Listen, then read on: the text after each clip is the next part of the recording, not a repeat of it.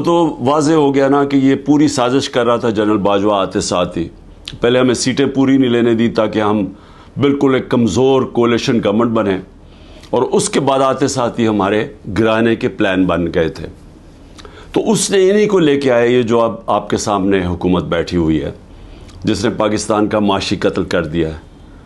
عوام سے آج پوچھیں، تنخواہ دار لوگوں سے پوچھیں کہ ابھی جو پٹرول اور ڈیزل کی قیمتیں بڑھائی ہیں، سوال ان سے پوچھیں کہ ہمارے دور میں تو تیل انٹرنیشنل مارکیٹ میں $110 بیرل پہ پہنچ گیا تھا، اور اب وہ $80 یا اس سے کم ہے.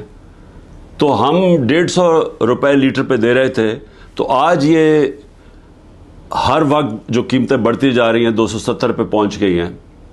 کیا وجہ ہے اس کی؟ تو یہ تو علیحدہ بات ہے، کیونکہ مہنگائی اس وقت لوگوں کو، خاص طور پہ بجلی کے بل، یہ اب عام لوگوں کی پہنچ سے باہر ہو گئے ہیں.